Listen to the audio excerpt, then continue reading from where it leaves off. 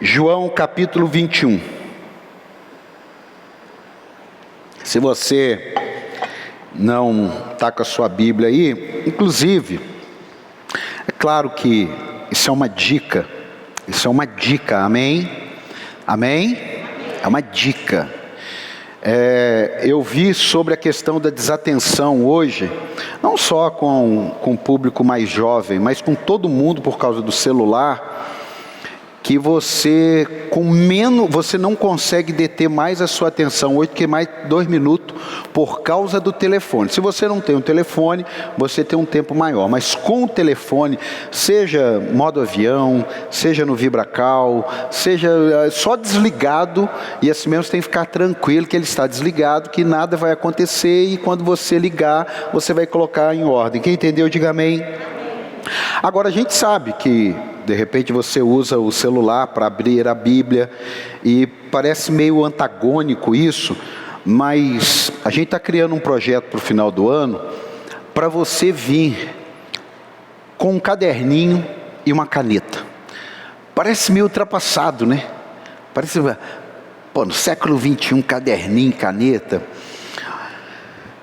Eu entendo que a nossa fé, toda ferramenta, porque você está lá na escola, principalmente a galera que estuda, você sabe, por mais que tenha iPad, tenha celular, tem caneta, tem papel e tem caderno. É claro que você usa menos. Por quê? Por 2 motivos. Primeiro, porque você ama a palavra.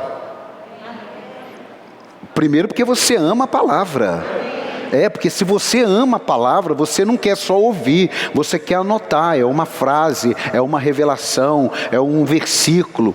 E, como eu disse, a questão da Bíblia a gente acaba colocando no telão, mas para isso nós vamos ter um dia aqui para ensinar você a mexer na Bíblia, para quem está chegando. Então não é uma coisa assim, amalucada, não, é uma coisa com muito propósito, com muita coerência e com muito mais empoderamento, porque tem gente que não sabe achar o versículo na Bíblia. Não assustem, pessoas que já são batizadas, estão há 2, 3 anos na igreja, que talvez não dê bola para aquelas classes, não dá bola para aqueles cursos, e aí fala assim, abre em João capítulo 3, aí ele disfarça, fica ali, vai no cabeçalho lá atrás, ele olha, já passou, ele finge que viu, não é maldade, não, é que ele não está entendendo que sem ele ter um princípio básico da fé, da Bíblia, ele vai chegar aqui na hora da prova, vamos falar assim, na hora do vamos ver, ele fica perdido. Então a gente está criando um projeto, um caderninho, uma caneta, para você trazer. Por quê? Porque você anota a referência, porque ler a Bíblia não é para você ler só aqui na igreja, você precisa alimentar esse procedimento de ler a Bíblia na sua casa, no trabalho. Ao invés de você rodar 2 horas, eu já dei esse testemunho, eu fui de manhã, fui para tomar um café e me arrumar, sentei, fui olhar um negócio, recebi um negocinho do TikTok, eu fiquei 20 e poucos minutos parado, parecia que eu tinha entrado em transe. Eu orei e falei, Senhor, me perdoa, sai em nome de Jesus, porque eu peguei para dar uma olhadinha, mandaram um negócio para mim, eu comecei a ver engraçado ali, passou de 20 minutos e eu nem vi, estou dando testemunho meu. Então, em nome do Senhor Jesus, essa igreja é a igreja que ama a palavra de Deus, amém? Você podia dar um aplauso a Jesus por isso aí ou não? Então vamos lá. É sobre fé, a fé vem pelo ouvir. Como é que vai falar de fé e não vai falar da Bíblia? Amém? Amém ou não? Então vamos lá, João capítulo 21, versículo 1. Diz assim, depois disso, depois o quê? Depois que Jesus andou 33 anos nessa terra, morreu e ressuscitou. Depois disso, apareceu novamente aos seus discípulos, à margem do mar de Tiberíades. Foi assim, estavam juntos Simão Pedro, Tomé, chamado Dídimo, Natanael de Caná da Galileia, os filhos de Zebedeu e 2 outros discípulos. Vou pescar, disse-lhe Simão Pedro. E eles disseram, nós vamos com você. Eles foram, entraram no barco, mas naquela noite não pegaram nada. Ao amanhecer, Jesus estava na praia, mas os discípulos não o reconheceram.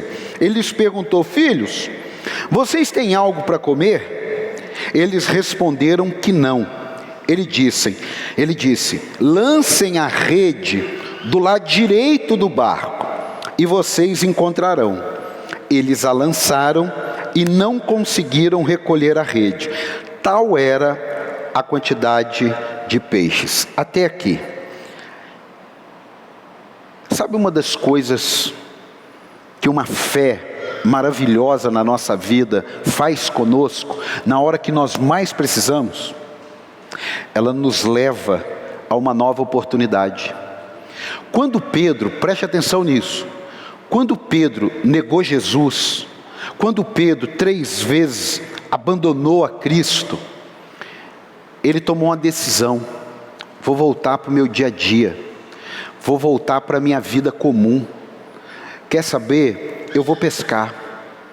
Vou pegar meu barco, quem sabe o barco dele já tinha ido embora, né? Já tinha vendido, já tinha passado. Vou comprar outro barco, eu vou alugar, eu vou fazer alguma coisa. Eu acredito que Deus não tem mais nada comigo, porque depois disso tudo que eu fiz, depois disso tudo que eu passei, né? Eu acabei aproveitando o lockdown para esfriar na fé, não li mais a Bíblia, entendeu? As pessoas perguntavam: mas e a igreja? Eu dava desculpa. Então quer saber? Eu vou voltar para a minha vida antes de Jesus. Eu vou voltar para o meu dia a dia antes de Jesus. E o interessante, que o mesmo quadro de quando Jesus chamou Pedro e chamou os discípulos, é o mesmo quadro depois que eles abandonaram a fé. É o mesmo quadro depois que eles desistiram de tudo. É a pescaria, é a rede, é o mar, é rede vazia, é rede, mas é rede vazia. E aí Jesus, ele aparece. Ele não aparece para acusar. Ele não aparece para dizer algo que eles não saibam. Ele aparece para dizer assim: pessoal, existe uma fé aí dentro de vocês, que ela é maravilhosa.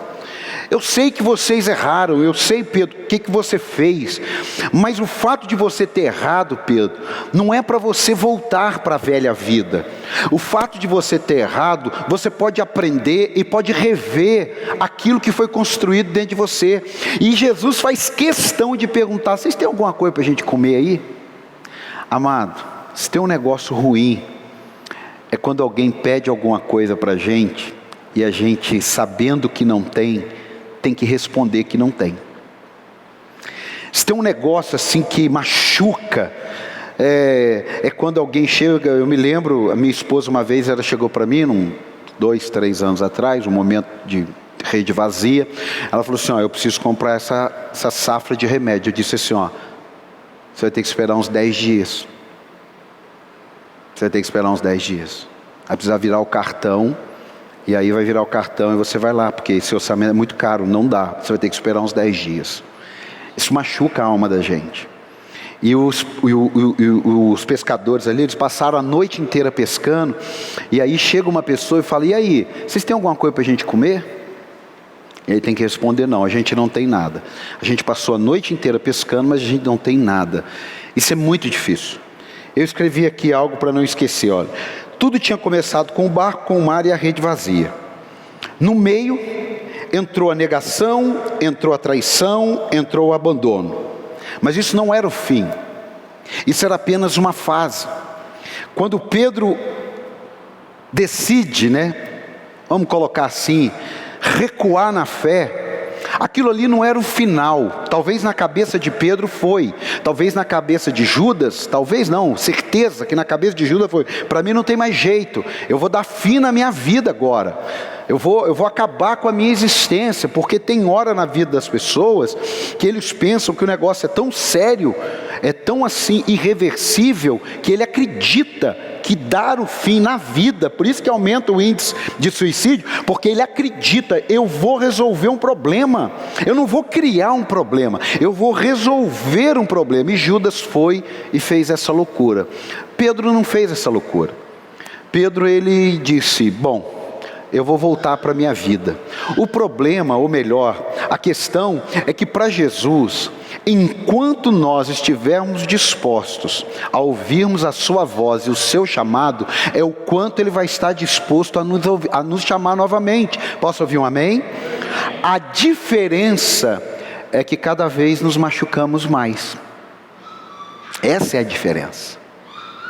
Para Pedro largar o barco e largar os peixes pela primeira vez, era uma coisa. Para Pedro largar os barcos e largar as redes e largar as pessoas e novamente voltar para o caminho, era diferente. Por isso que é tão difícil uma pessoa que se afasta, ela voltar. É triste isso, mas é bom você ficar atento com isso. Por isso que é tão difícil uma pessoa que já andou com Jesus, que serviu no ministério, que bênção pura, e ele cai, e é tão difícil para ele ver que ele precisa voltar. E não é por causa das pessoas, não é por causa de Jesus, é porque para a pessoa fica difícil. Por que fica difícil, pastor? Porque o diabo se aproveita desse momento para acusar. Você vai voltar? Você não tem vergonha? Fazer o que você fez e agora você falar que vai voltar? Segue a sua vida. E ele acaba acreditando nessa mentira e cada vez construindo dentro dele mais uma blindagem. Tem alguém entendendo até aqui? Amém? Agora olha só. Apocalipse capítulo 2. Coloca aí. Apocalipse capítulo 2, versículo 5. Apocalipse capítulo 2, versículo 5. Lembre-se de onde caiu. Não está falando para você remoer. Presta atenção. Não está falando para você se sentir a pior pessoa da face da terra. A Bíblia está dizendo: lembre-se de onde caiu e se arrependa. Não é para lembrar de onde caiu e ficar se autoflagelando. Não é para lembrar de onde você caiu e ficar se auto-punindo e ficar se auto-machucando. Não, a Bíblia está dizendo assim, ó, lembre-se de onde caiu. Aonde, é como um dinheiro que você perdeu, uma carteira que você esqueceu em algum lugar. Aonde que eu esqueci minha carteira? Foi lá na ótica. Você faz o quê? Você vai lá na ótica para pegar a carteira, sim ou não? Sim ou não? Agora, se você ficar lá, meu Deus, eu esqueci meu óculos na ótica, minha carteira na ótica. Oh meu Deus, eu perdi minha carteira, eu esqueci minha carteira na ótica. Oh meu Deus, por que eu perdi essa carteira? Por que eu sou tão desatento? Por que eu sou... Vai resolver sua vida? Vai resolver sua vida? Não vai. Você vai sentar e vai orar, vai dobrar o joelho e vai orar. Vai resolver sua vida? Não vai. A Bíblia está dizendo o quê? Você volta e faz o quê? Pratica as obras que praticava no princípio. Agora, se não se arrepender,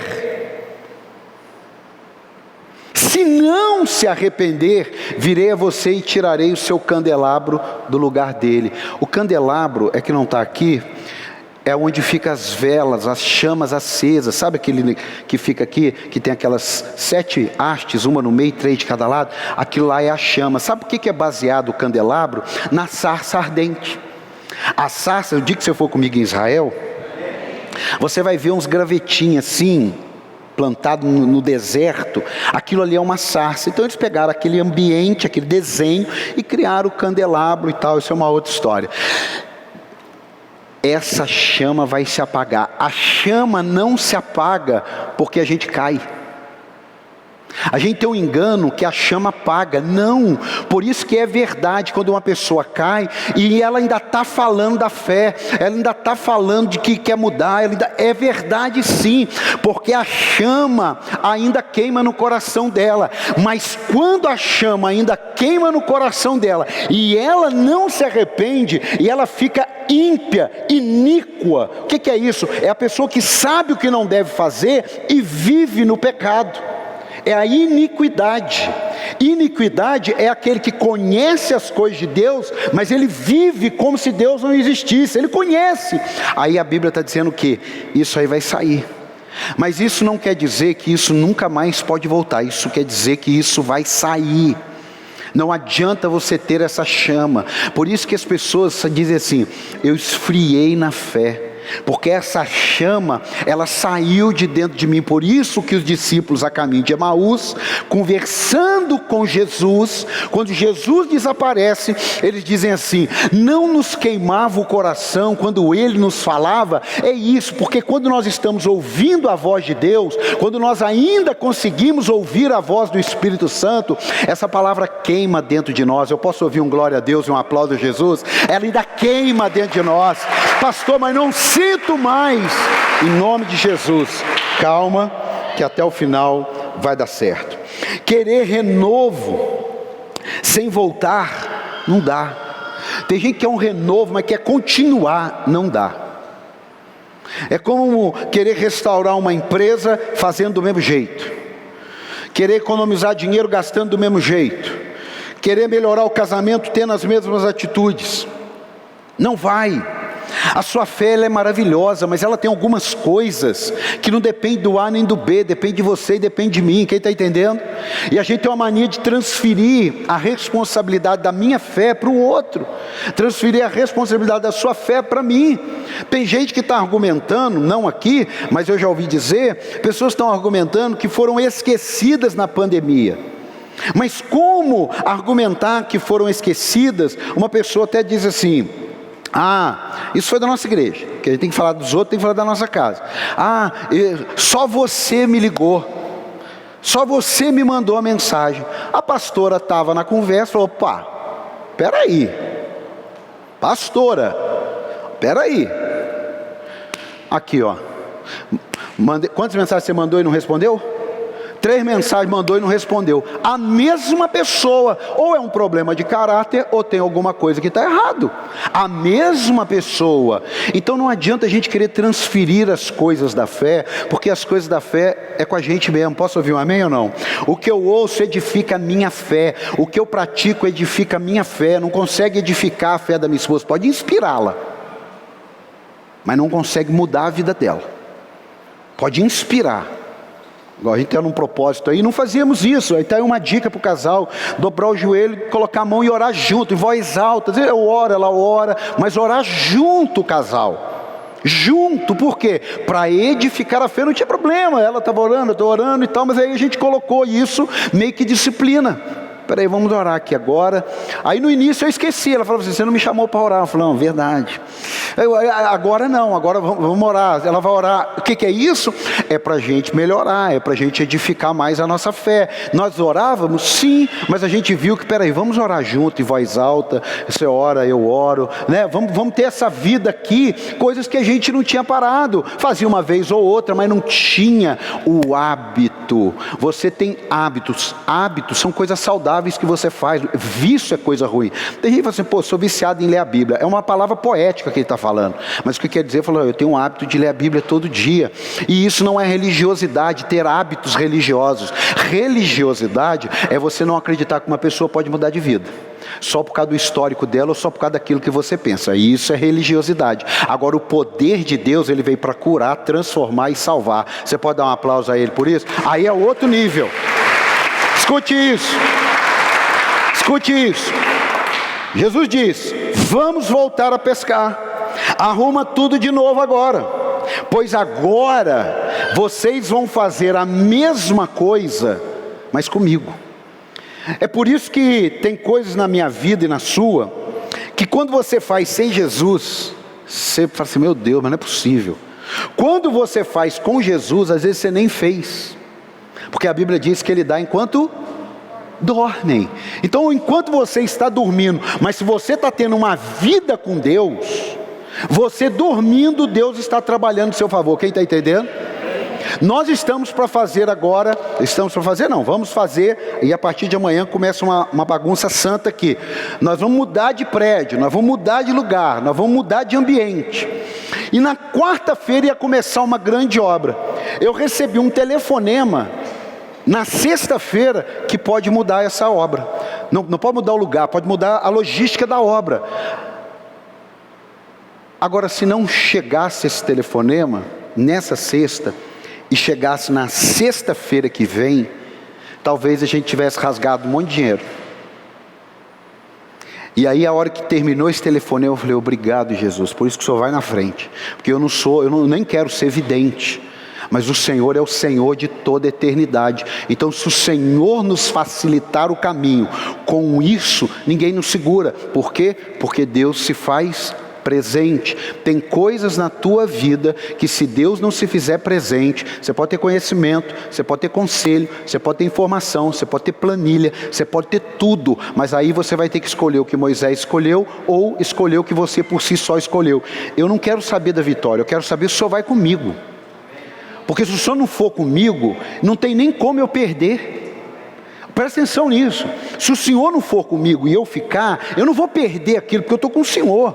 Agora, se eu for e perder, ou se eu for e ganhar, e o Senhor não estiver comigo, não valeu a pena. Quem está entendendo aqui, diga a glória a Deus. Escuta aqui, ó.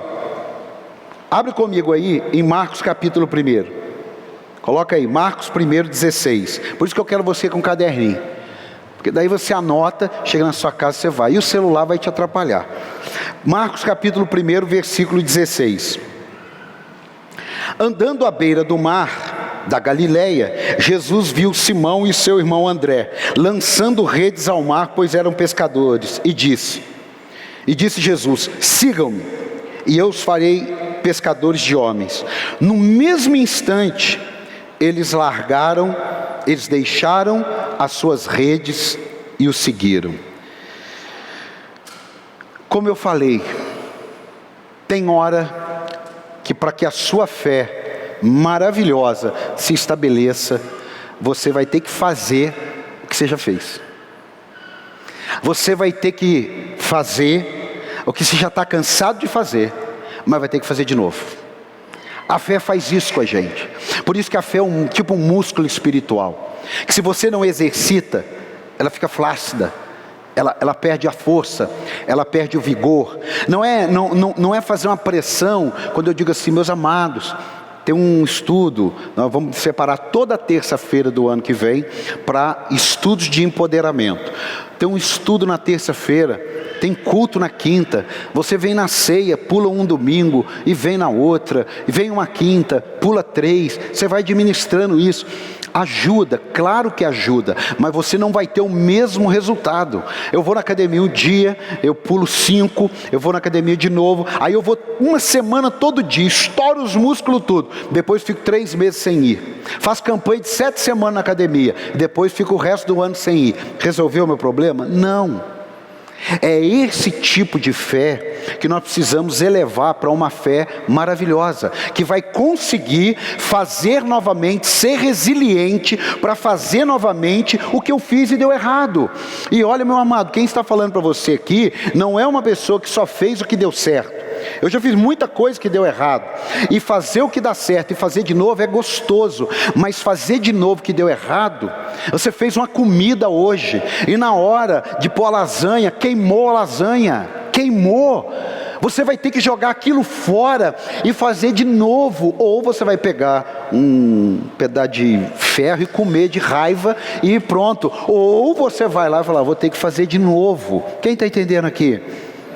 Com Deus, para a sua fé, fazer de novo para Ele, não vai ser novidade. Diga, fazer de novo, não vai ser novidade. O que eu quero mostrar para você aqui é isso aqui, ó. A primeira perda pode não ter sido suficiente para que eles estivessem prontos para a grande obra que Deus iria fazer. Existem coisas que muitas vezes a gente perde, e a gente fala assim, poxa, o dia que isso voltar para minha mão, eu não deixo mais isso daí tão de qualquer jeito como eu deixei. A gente, quando morava em cruzeiro, nós não trancávamos a porta, a não ser que fôssemos viajar. Pasmem, não trancava. Dormia com a janela aberta, casa baixa, muro baixo. Esquentava a cabeça. Saía para a igreja, deixava tudo aberto do jeito que estava, só o portão encostado, claro, e voltava. Para casa está fresquinha, não tínhamos nem ar-condicionado, a casa está fresquinha, nem tchum. Só que teve um dia que nós chegamos em casa, tinham feito uma leva linda em casa, computador, Eu gostava de colecionar relógios, levaram 25 relógios meu, levaram uns 15 da minha esposa, levaram todas as joias que ela tinha, 2 anel de ouro. Não, 20 e poucos anos. O que aconteceu daquele dia em diante? Eu passei a... Quê? Trancar a casa. Trancar a casa. Eu precisava ter passado aquilo? Não. Deus sempre guardou, sim.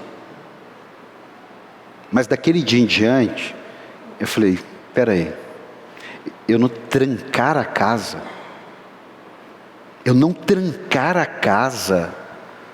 que qualquer um de vocês fazem isso quando vão sair para vir para a igreja. Nem em casa a gente não trancava. Então tem coisas na minha e na sua vida que a gente perde para aprender. Quem está entendendo, diga amém. Eu coloquei aqui no mínimo 4 coisas que, por mais extraordinária, por mais maravilhosa que a sua fé seja, você vai ter que saber perder. A primeira coisa é que você pode ou perder ou largar pessoas. Abre comigo em 2 Timóteo capítulo 9. Essa é uma das matérias mais difíceis que eu aprendi. Principalmente para o novo convertido. Principalmente. Novo convertido, isso aqui a gente precisa até conversar e virar matéria para preparar ele para entendê-lo. Para ele entender que tem algumas coisas. 2 Timóteo capítulo 4, versículo 9. Apóstolo Paulo mandando uma notícia: procure vir logo ao meu encontro. 10. Pois Demas era crente, Demas era cheio do Espírito Santo, Demas era um líder, Demas era parceiro de Paulo, amando este mundo, abandonou-me. Tem pessoas que a gente perde porque nos abandonam, e muitas vezes são pessoas que estão professando a fé, e o fato disso acontecer, você não pode jogar tudo para o alto, você não pode desistir daquilo que Deus tem na tua vida, porque e foi para Tessalônica, Crescente foi para Galácia, e Tito para Dalmácia. Versículo 11, só Lucas está comigo. Uma pessoa que estava rodeada, eu não estou falando aqui o Paulo aqui, eu estou falando um apóstolo Paulo, agora ele está dizendo, só Lucas está comigo. O cara que teve as experiências que teve com Jesus, que implantou igrejas para tudo quanto era lado naquela época, há 2000 anos atrás, agora ele está dizendo, só Lucas está comigo. Agora veja só, traga Marcos com você. Marcos ele tinha deixado, porque ele achou que Marcos não estava pronto para andar no nível de caminhada que ele andava. Ele falou, não quero Marco, ele é fraco, ele é vulnerável, não vou caminhar o caminho que eu tenho para percorrer com ele, ele vai me atrapalhar. Eu não quero Marcos comigo. Só que os anos passaram, 5 anos, 10 anos, 15 anos, agora ele está dizendo, traz Marcos. Por que traz Marcos? Porque me é útil para o ministério. Mudou a vida de Marco, mas também mudou a vida do apóstolo Paulo, mudou o conceito. Então a sua fé, ela pode exigir de você em alguns momentos, que você saiba lidar com deixar pessoas, e que você saiba lidar com pessoas que te deixam. É muito comum ouvirmos hoje pessoas fracas na fé, que se decepcionaram, que se sentiram traídas, que se sentiram largadas, que se sentiram deixadas, e às vezes é um livramento, e a gente está lutando por aquilo. Tem alguém aqui? Tem alguém aqui? Isso é para edificar a tua fé, meu amigo. Isso é para edificar a tua fé, minha irmã. Preste atenção, nós estamos vivendo um momento decisivo da fé. É mordaça, que não dá para dar glória, é isolamento, que não dá para ter comunhão. Preste atenção nisso. É gente que está para tudo quanto é lado, não consegue vir na igreja. Presta atenção, Demas me abandonou. Uma hora, não quero Marcos. Outra hora, me traz Marcos. Agora olha o que diz 2 Tessalonicenses 3,6. Coloca aí. 2 Tessalonicenses 3,6. Irmãos, em nome do nosso Senhor Jesus Cristo, nós lhe ordenamos que se afastem de todo irmão. Meu amado, é trágico. A gente tem que falar de comunhão, mas nós estamos vivendo um período da nossa fé cristã que tem muitos irmãos que estão vivendo ociosamente e não conforme a tradição que receberam de nós. Porque eu não preciso da igreja. Porque agora a igreja, para mim, eu sou de Jesus, eu não preciso de 4 paredes. É um discurso até bonito, mas é um discurso enganoso, porque todo engano tem uma base de verdade. Eu já te falei, senão não é engano. O engano, ele tem uma base de verdade. O que a Bíblia está dizendo, olha, infelizmente, tem uma turma que são irmãos, que conhecem o Evangelho, mas eles estão vivendo ociosamente, que está arriscado você ligar para falar: ô irmão, eu não tenho visto você na igreja, e meia hora depois, você mesmo não vinha para a igreja. E o que a Bíblia está dizendo? Vai ter que ter um certo critério. Parece pesado? Não, mas a decisão, em momentos como esse que nós estamos vivendo, já estão querendo falar de segunda onda, é colocar medo no povo. Mas existe, mas já estão dizendo, segundo pesquisadores, que 20% da mortandade foi Covid, e 80% não foi. Presta atenção, não adianta a gente ter medo de ver números. Por que não dar os números? Bate no Dr. Google, não agora, quando você chegar na sua casa. Quantas pessoas morreram esse ano de infarto? Quantas pessoas morreram esse ano de pneumonia? Eu estou falando números, não estou falando ideia. Quantas pessoas morreram de câncer no pulmão? Aí você bate lá, e aí você bate 2019 agora. Falando números, presta atenção. Então, se você não ficar ligado nas coisas, vão enfraquecer sua fé. E muitas vezes, não estou aqui dizendo, vai ficar um olhando torto para o outro, não é isso. Mas se isso significa olhar torto para alguém que está atrapalhando a sua fé, então é isso. Eu estou o mês inteiro falando sobre fé. Porque sem fé é impossível agradar a Deus. Número 2, muitas vezes a sua fé maravilhosa, muitas vezes não, isso é óbvio, você vai perder sua vida. Abre comigo aí, Mateus capítulo 16, 24, abre aí, Mateus 16, 24, coloca aí, anota, Mateus 16, 24, isso é para você sair daqui. A Bíblia diz assim, que os filhos das trevas são mais prudentes que os da luz. Os filhos das trevas são mais prudentes que os da luz. Está na Bíblia, foi eu quem disse, foi Jesus. Mateus 16, 24. Então Jesus disse aos seus discípulos: se alguém quiser acompanhar-me, ele não está obrigando ninguém, ele não está obrigando. Ele está dizendo, se alguém quiser, negue-se a si mesmo, tome a sua cruz e siga-me. Pois quem quiser salvar a sua vida, a perderá. Mas quem perder a sua própria vida, por minha causa, a encontrará. Pois que adiantaria o homem ganhar o mundo inteiro e perder a sua alma?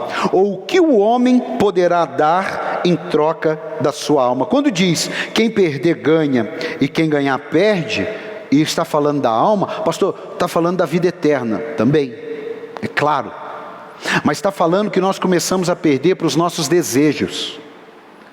Está falando que nós começamos a perder por aquilo que é achismo na nossa vida.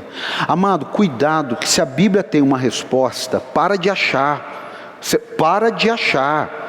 Você pode achar alguma ideia, que eu tenho uma ideia diferente, teu irmão do lado tem uma ideia diferente, mas cuidado com o que a Bíblia diz. Você fala assim, então, mas eu não acho que é assim. Para, a palavra é essa, para. Você pode ter um entendimento, você pode ter sua opinião na política, na cor, você pode ter na roupa, pode ter tudo. Mas quando a Bíblia diz, é isso, ó, acabou, a minha palavra final é essa. Não, mas a Bíblia, igual surgiu aí, você fique muito atento. Ah, mas a Bíblia já está na hora de ser reescrita, porque, isso é apostasia. A Bíblia já é linda, já está tudo certo, não precisa mexer em nada. Você está entendendo isso ou não? E você tem que ter cuidado, porque vai ter gente que nem serve a Jesus, e vai ter gente que serve a Jesus dizendo, mas eu concordo que a Bíblia tem que ser reescrita, porque ela tem 2000 anos, tem 4000 anos, coisas que aconteceram. É assim que 1, 2 gerações no máximo apaga o evangelho numa nação. É isso que aconteceu na Europa. E não pense você que os Estados Unidos está indo muito diferente, que não está não, hein? Você olha aquelas megas igrejas na internet, você está olhando uma. A média de números de pessoas numa igreja é de 150. 150. Só uma denominação dentro do Brasil tem mais de 3.000 templos. E nós estamos falando de 150 pessoas. Escute. Romanos 7,18. Por que é uma luta isso? Por causa do Romanos 7,18. Coloca aí. Romanos 7,18. Sei que nada de bom habita em mim. Isto é, em minha carne. Não está falando que a gente não presta. O apóstolo Paulo está só dizendo assim, ó. Sei que nada de bom habita em mim. Isto é em minha carne, porque tenho o desejo de fazer o que é bom, orar, ler a Bíblia, andar com Deus, vida santa, trabalhar, fazer tudo, mas não consigo realizá-lo, pois o que faço não é o bem que desejo, penso coisa ruim, quero o mal de alguém, cobiço o que não é meu, olho para onde não devo, faço o que não deveria ser feito, não tenho compromisso com as coisas de Deus na intensidade que deveria ter, porque alguém que deu a vida por mim para passar a eternidade no céu já seria o suficiente. Se Jesus dissesse assim, você tem que me seguir, eu não te garanto nada nessa terra, eu te garanto na vida por vir, já seria o suficiente. E ele ainda falou, não, nessa terra vocês vão comer o melhor, porque eu vim dar vida e vida e abundância, e ainda vocês vão passar a eternidade comigo. Podia dar um amém, um glória, um aplauso a Jesus aí. Ele não precisava prometer mais nada. Pois o que faço não é o bem que desejo, mas o que não quero fazer, isso eu continuo fazendo. Ora, se faço o que não quero, já não sou eu quem o faz, mas o pecado que habita em mim. Enquanto a gente não encarar, o pecado habita em mim, é eu, cheio do Espírito Santo, que vou conseguir não deixar, cheio da palavra, que o meu desejo de fazer aquilo não aconteça.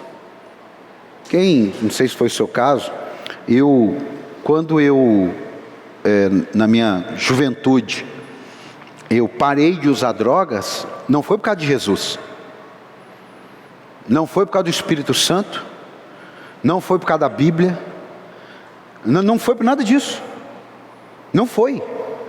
Eu fui encontrar com Jesus, eu tinha 29 anos, eu estou falando com 20, estou falando com 20, eu fui encontrar com ele aos 29, é porque eu vi que aquele negócio não ia me levar para um lugar legal, não ia me dar um fim muito agradável, e eu tive que lutar com as minhas forças, sem o Espírito Santo, sem fé, sem a palavra de Deus, só com a minha consciência, de que aquilo dali não era correto, de que aquilo dali iria complicar minha vida, que aquilo dali iria atrasar meu lado, e eu tinha que sair da casa da minha namorada, e poderia andar 3 quilômetros, eu andava 6 quilômetros para chegar na minha casa,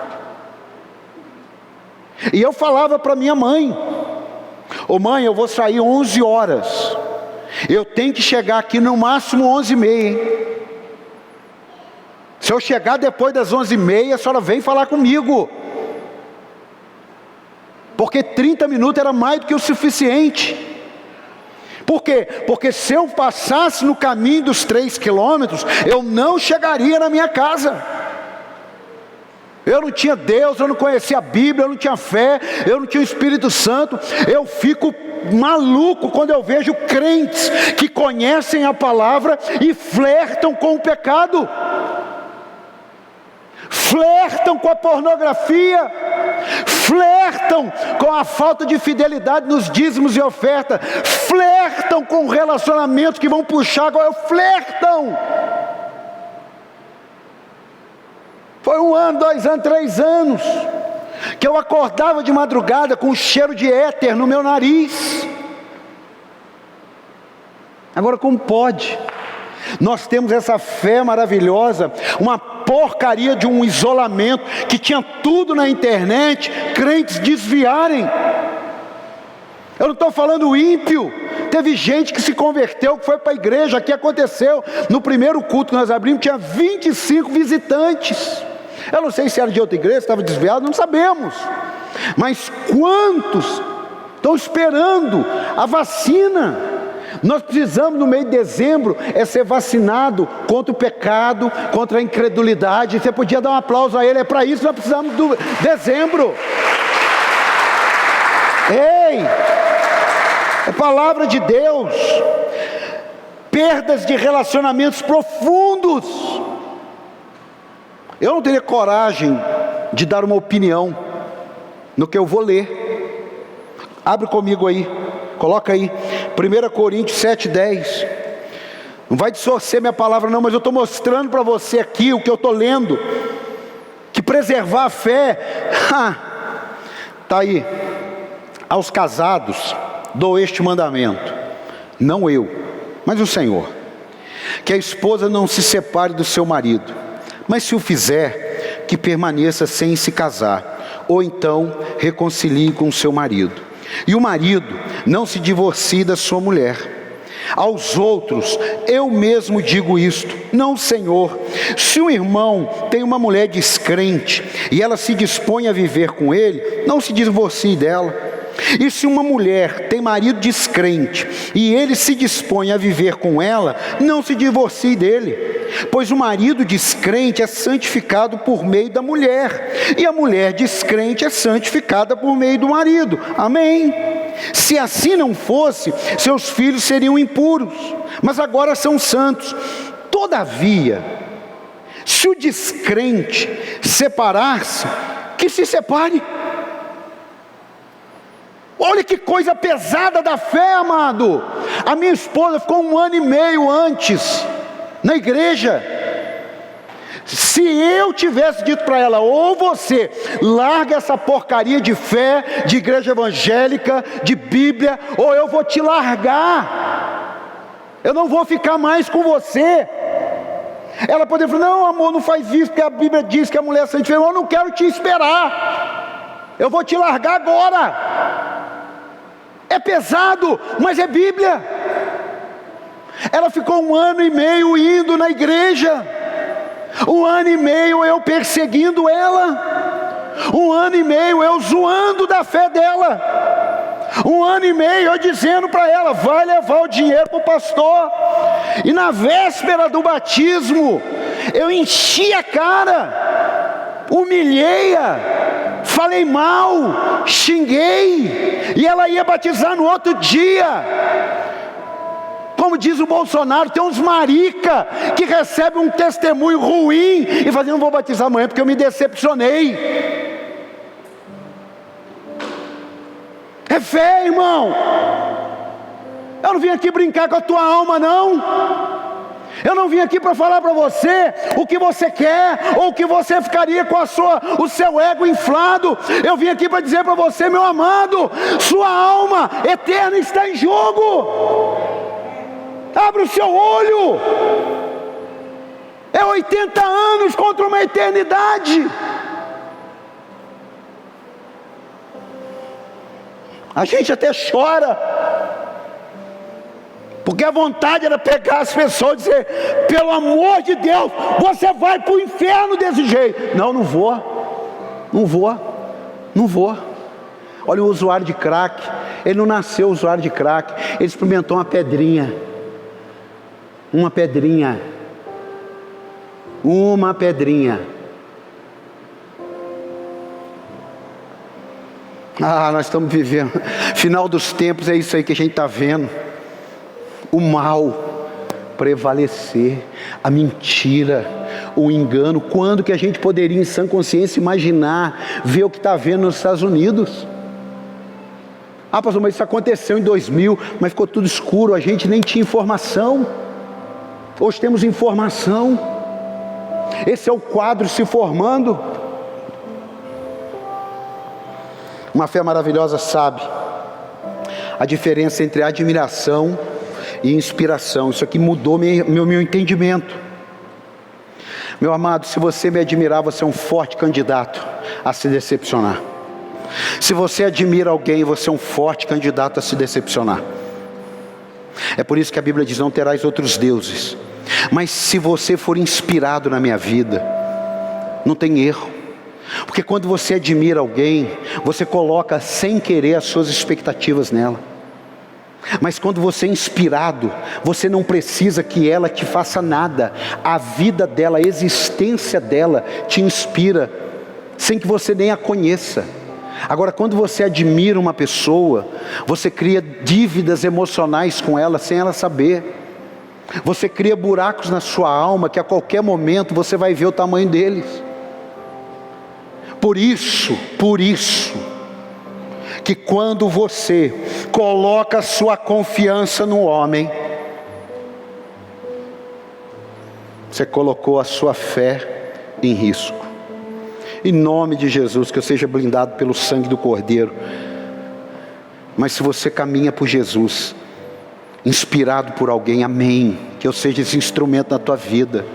Mas se você caminha com Jesus, por causa de alguém, por causa de uma carona, por causa de um amigo, eu poderia listar aqui, ficava aqui meia hora, gente que alguém saiu da igreja e 2 amigos saíram, mas não saíram para ser cheio, saíram por sair. Presta atenção, não tem a ver com a mensagem, mas dá para dar uma encaixada boa nela. Pedro falou para a turma assim: eu vou pescar. Não foi eles que falaram para Pedro, foi Pedro: eu vou pescar. Você sabia que um deles ali não era pescador? E eles disseram: eu vou com você. Quando a gente desvia, mesmo que a gente não queira, a gente leva alguém com a gente. Quando a gente sai da presença, mesmo que a gente não queira, a gente leva alguém. Lê o texto. Pedro falou: eu vou pescar. Pedro poderia ter dito: eu vou no bar tomar uma gelada. Ele falou: eu vou com você.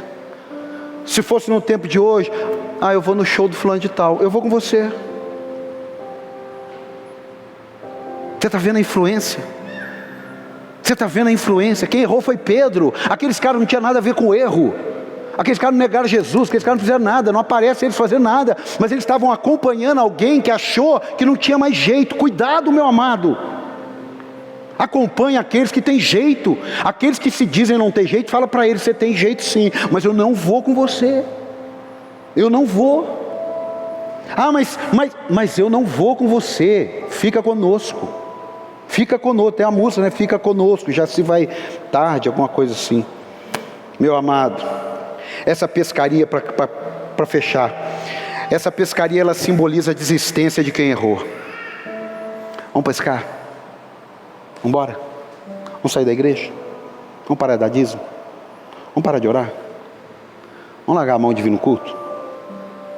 Foi essa pescaria que ele fez. Enquanto eles não pegavam nada, Jesus estava na praia fazendo um churrasco. Irmão, Jesus não falta nada para Ele quando a gente falta para Ele. Sinto muito.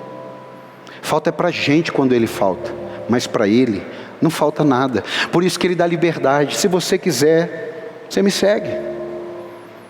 O diabo ele te obriga a seguir.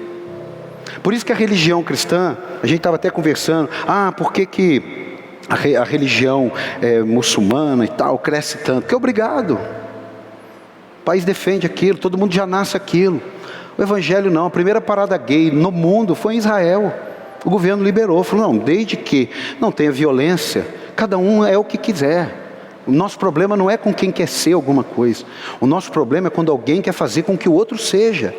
Ninguém é obrigado a ser cristão, ninguém é obrigado. Ninguém. Quem persegue são as pessoas perseguirem o cristão. E Jesus falou, vocês vão ser perseguidos por minha causa. Mas não tem nenhum mandamento para a gente perseguir os outros. Se você é um cristão e persegue alguém no seu emprego, larga a mão disso, você está possesso. Agora, tem pessoas que não são cristãs e que perseguem cristãos no emprego. Isso eu sei, pô. Eu já tive que falar com o empresário, falou, olha aqui, não é certo isso. E eu falei só porque o cara saiu. Eu falei, olha aqui, fulano já saiu, vou te falar um negócio. Foi perseguição, hein? Uma pessoa dessa te denuncia, você está ferrado aí com o seu gerente, você está ferrado com todo mundo. Fica de olho, pô. Você é cristão, seja justo. O cara é ruim, manda embora. Você não deixa de mandar embora porque tem filho pequeno. Sinto muito. Você não pode ser injusto. Agora, se a pessoa não é um bom funcionário, tem 3 filhos pequenos e ele não pensa nisso, não, isso é problema dele.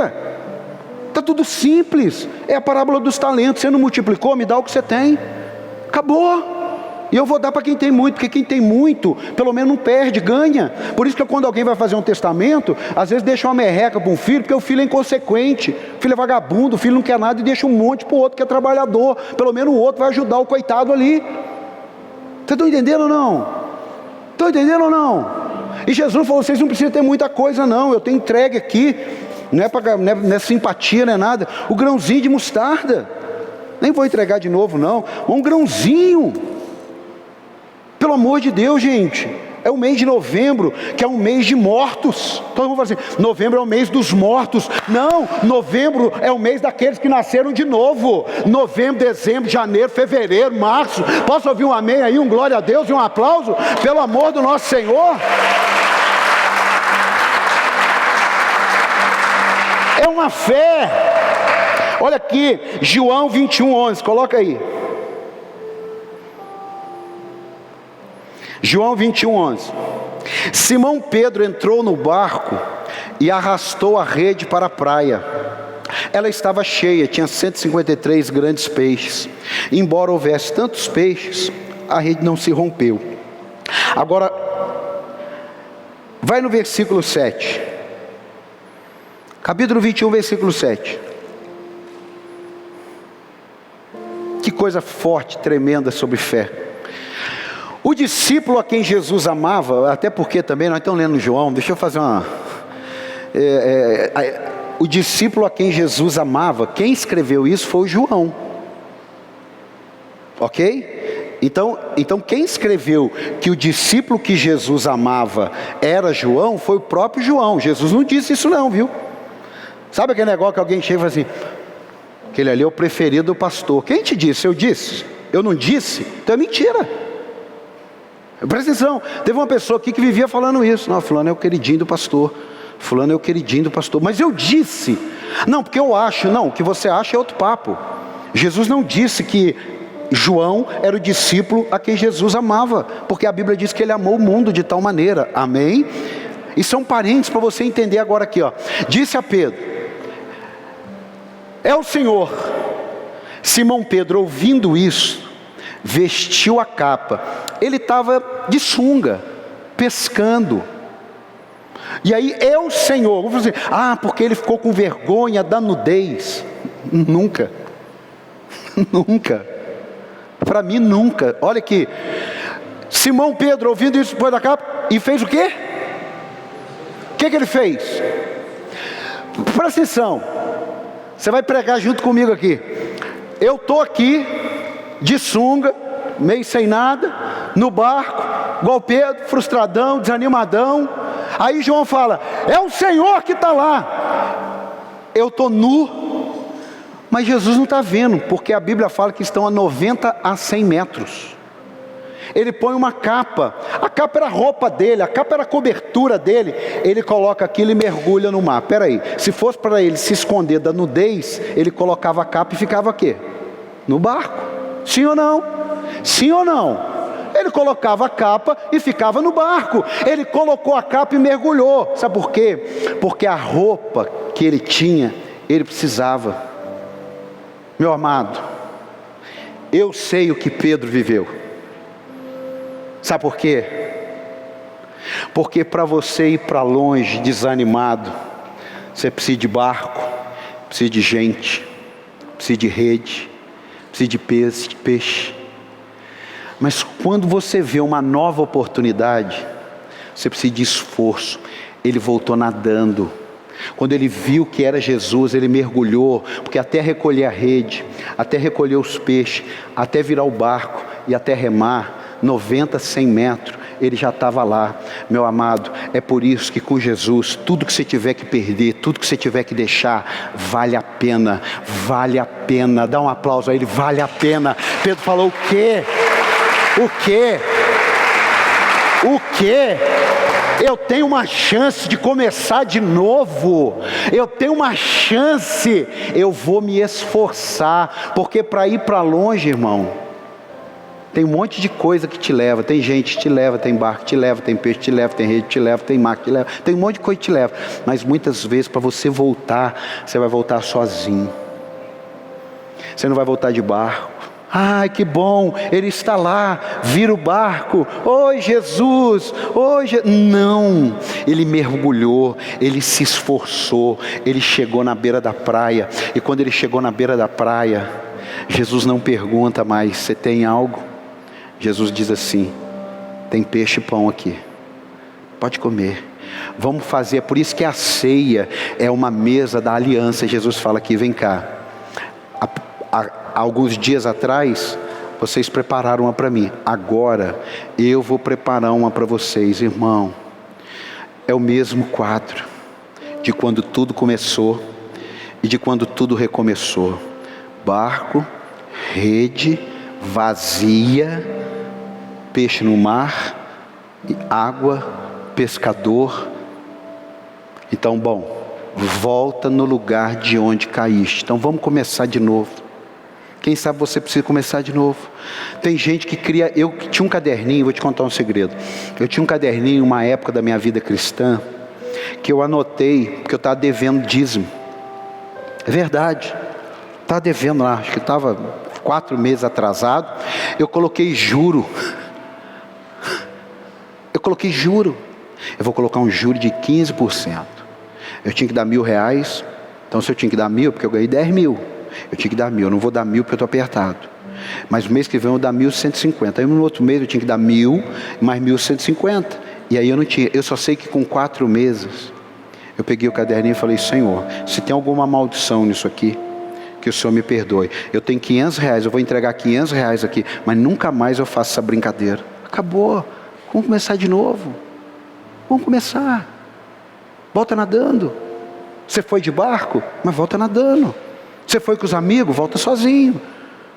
Você foi com alguém, volta sozinho. Você foi por causa do emprego, agora volta sozinho. O problema de Deus não é se Ele vai nos perdoar. O problema de Deus é se nós estamos dispostos a nos arrependermos. Os discípulos trouxeram o barco. Você vê que, e eles trouxeram o barco, arrastaram as redes. Tem hora na vida da gente que o barco, as redes, os peixes, as pessoas estão todos na direção errada. Porque qualquer coisa ou pessoa que esteja indo na onde Jesus não está,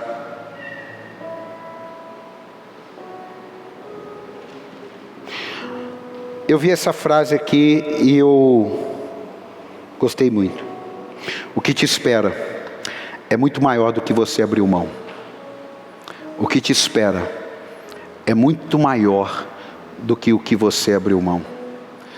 Tem muitas pessoas que falam assim: mas eu abri mão de tudo. É tudo mesmo. Às vezes Jesus ele te pede tudo.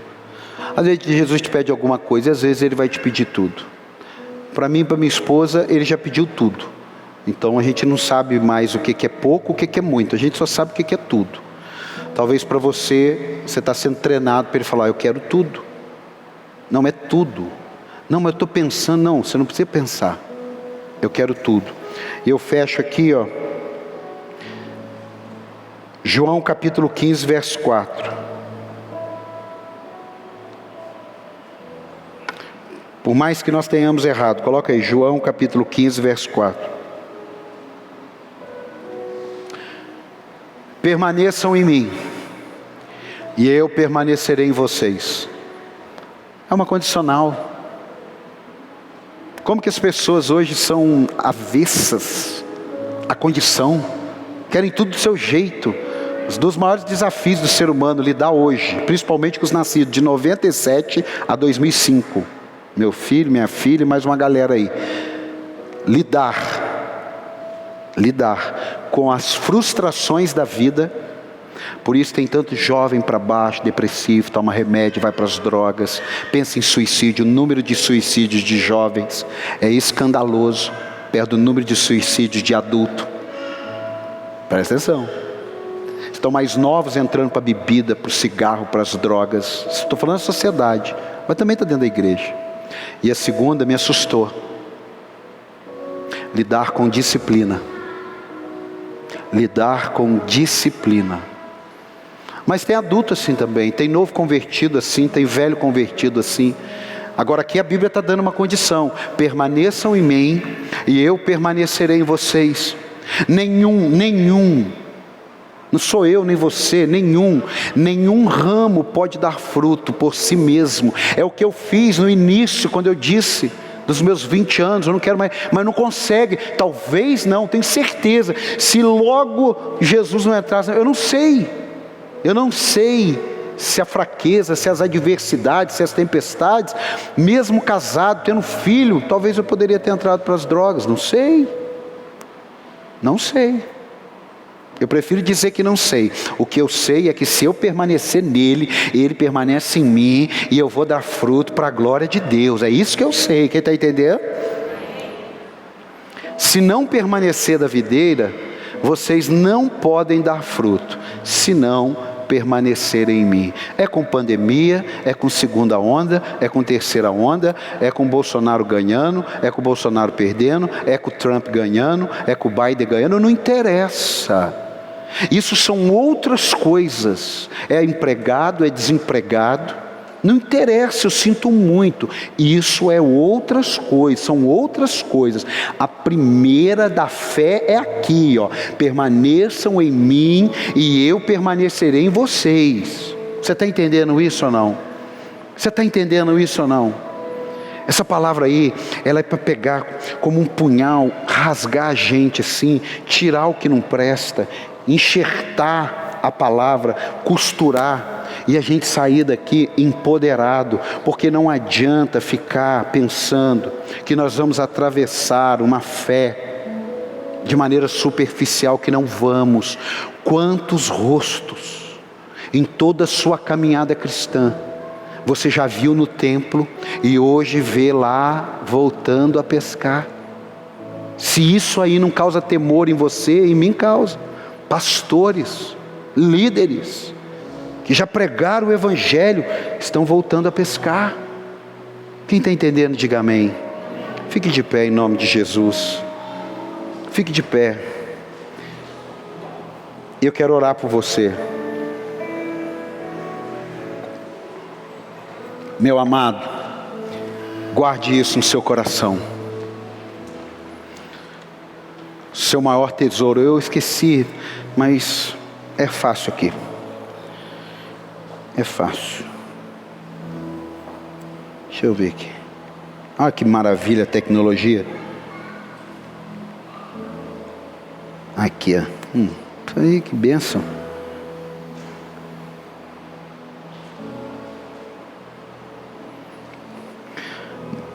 Mateus capítulo 3, versículo 44.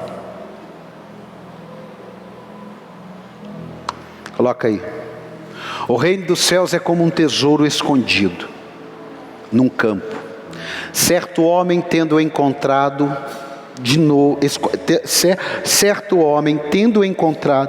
escondeu-o de novo.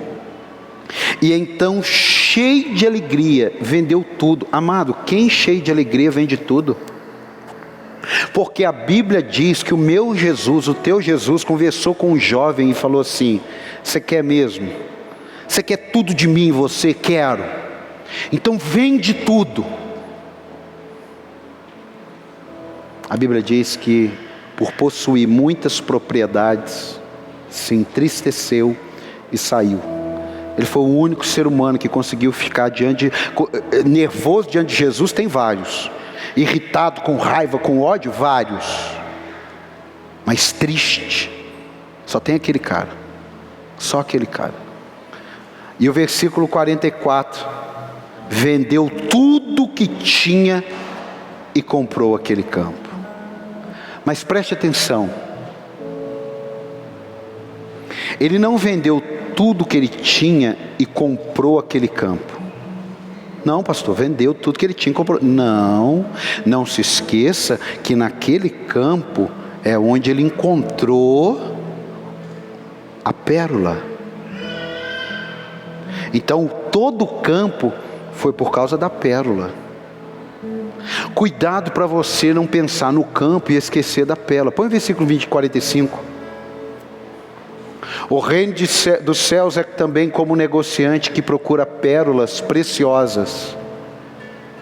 Encontrando uma grande pérola de grande valor, foi e vendeu tudo o que tinha.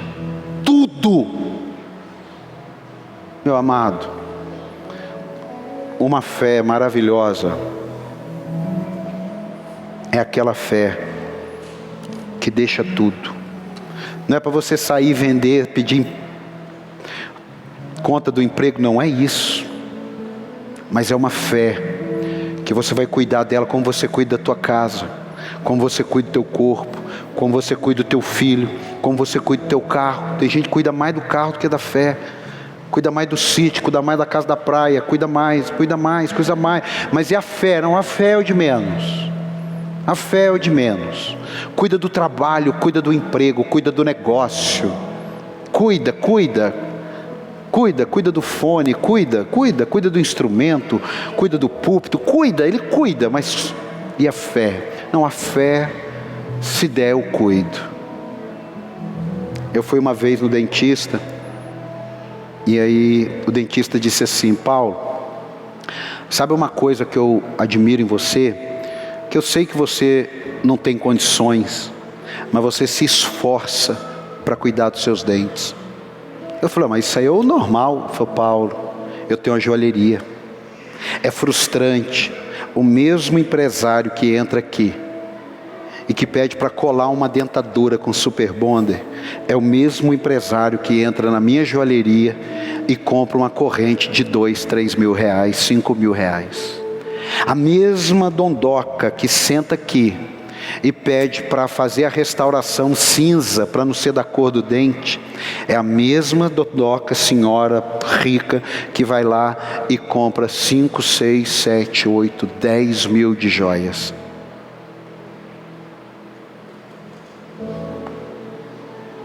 O que tem valor para você, você investe. Se a sua fé tiver valor para você, você investe na fé. Porque aonde estiver o seu tesouro, ali também estará o seu discurso bonito, que é o que muitos gostam. Eu não gosto, não faço e nem gosto de ouvir. Porque discurso bonito, já dizia minha falecida avó, não enche barriga de ninguém. Eu quero desafiar você hoje, em nome de Jesus. Guarde a sua fé, esconda a palavra no teu coração, porque nós estamos na reta final da igreja, no nome de Jesus. Você pode aplaudir a Ele? Vamos adorar a Deus?